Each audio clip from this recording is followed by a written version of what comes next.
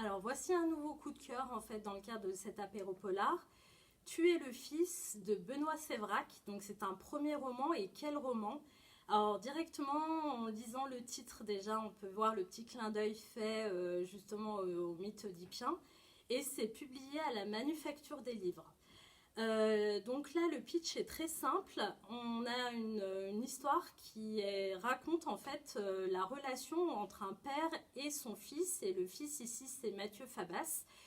Ce fils qui a toujours depuis sa plus tendre enfance recherché l'amour et la reconnaissance de ce père, au point en fait de commettre l'irréparable, c'est-à-dire qu'il a commis un meurtre et du coup il se retrouve à purger une peine de prison. Dans le cadre de sa peine de prison, Mathieu Fabas va être sélectionné pour participer à un atelier d'écriture. Et durant ces différents ateliers d'écriture, il va de plus en plus se confier sur cette relation un petit peu chaotique qu'il a connue avec son père.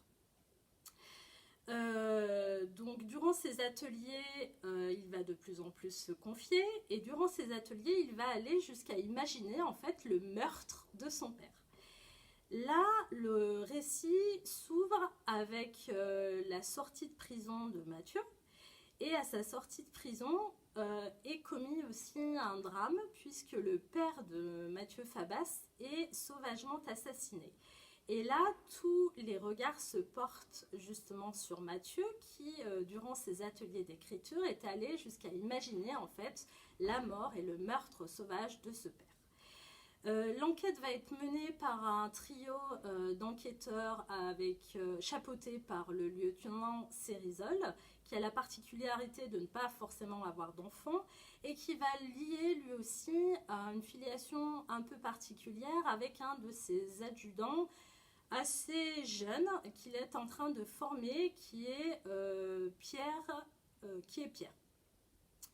Donc, de fil en aiguille, en lisant en fait ce roman noir psychologique, on a tendance à penser également que Mathieu trempe complètement en fait dans ce meurtre.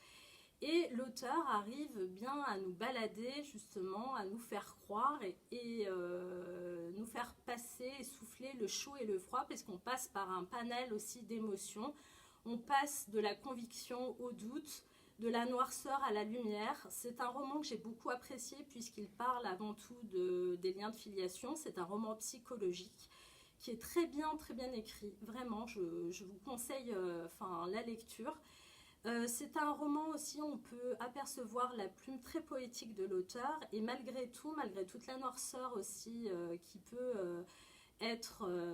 qu'a pu être en fait le parcours de Mathieu durant son enfance jusqu'à ces heures tragiques, puisqu'il termine en fait condamné à un meurtre, on peut y voir aussi beaucoup de lumière. C'est un roman qui est très poignant, qui est porteur aussi d'espoir. Il y a beaucoup de rebondissements aussi dans ce roman. Je vous ai dit que l'écriture a été sublime, vraiment. Vous ne pourrez pas le lâcher de sitôt. Et c'est un roman aussi qui parle beaucoup de résilience. Donc à lire absolument.